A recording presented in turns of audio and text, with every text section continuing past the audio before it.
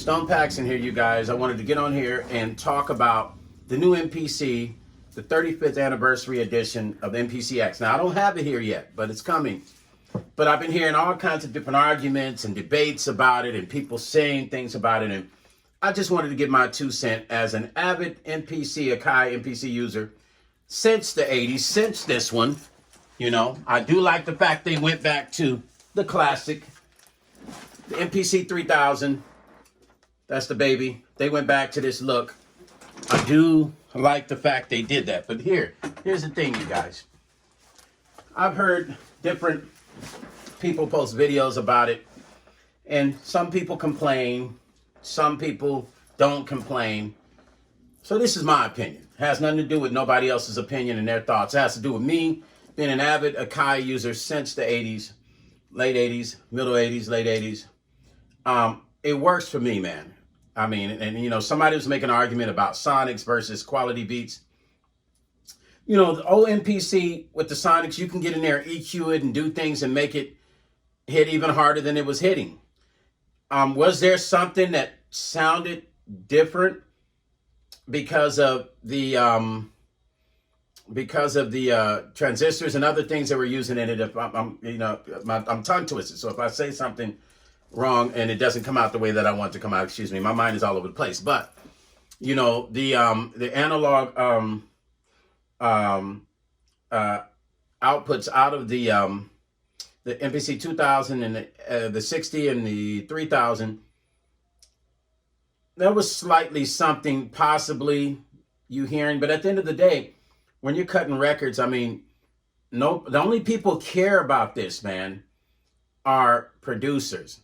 The consumer who's going to listen to the record doesn't give a shit about it. I'm just being honest. I think we shouldn't be so caught up in the whole sonic thing when you can make it sonically sound the way you want because you can EQ it, or you can, you know, I'm more concerned with the dynamics versus the sonic, because once I dump this into Pro Tools or Studio One, PreSonus, and I usually I don't even EQ it. I'll be honest with you. If you listen to any of my records, when I work on an MPC, whatever way it comes out is, I don't even really touch it. I just dump it in there, and I might bump my kick a little bit harder.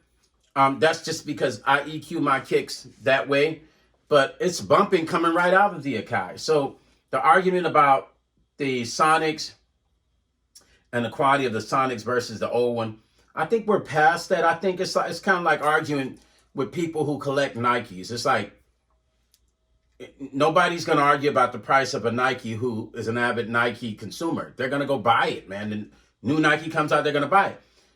The real Akai MPC users who really love and support Akai and who just really love this machine and the history of it. When Roger Lynn first came out with this machine, he said the Akai MPC, I still have the original book.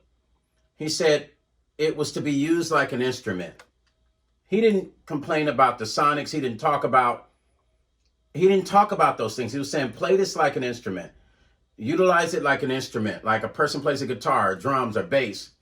I use my MPC like an instrument. I did Mila J's Welcome to the West on the MPC 1. I did some of the other records on her album on the MPC Key 61, and a lot of records on MPCLive and MPCX. It works for me, you guys. It works for me. I have no complaints. For those of you that get online and complain, just ask yourself one question. Why? It's like, what's the point? Let's just make records, man. Let's just make great records. Let the records talk. Let the records speak. Nobody cares about the Sonics but engineers. And a real engineer can take something that's not right and make it pop. Now, I'm not here complaining about the Sonics because the shit sounds good to me. All the new Akai MPC, the X, the Live, the One, all of it sounds great to me. So I have nothing to say, man. All I can say is make great records. Let the records speak. Why are we arguing over the Sonics? This one, the newer one versus the old one, when we know we're in different times right now, with the bit rates that are different with digital versus analog. Why are we even making that an argument, you guys? Like, let's just make great music and let's support Akai because they keep bringing out great product. That's all I'm saying, you guys. I'm just speaking from my point of view It works for me. I make great records with everything Akai drops. It doesn't matter. It doesn't matter. The old gear and the new gear. I've never complained about the Sonics. I've actually never sat back and went, this doesn't sound like the old MPC 3000. I don't do that. I just get on here and make it work. Akai's doing a great job, you guys. All I can tell you is if you support Akai just like people support Nike, there's no complaints. We might say we want something new on it, or if they can add this on the next one, but to just bash them because of Sonics, I don't think, I mean, why? What's the point? What's the point? Just make great records. All right, Stone Paxton, I'm out.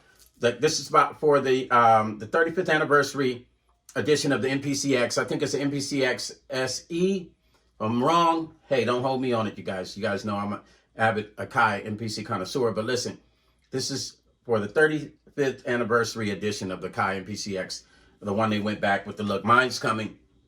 I just want to get on and give my 2 cents, you guys. You guys know that I get down on the Akai MPC, okay? So, need I say more?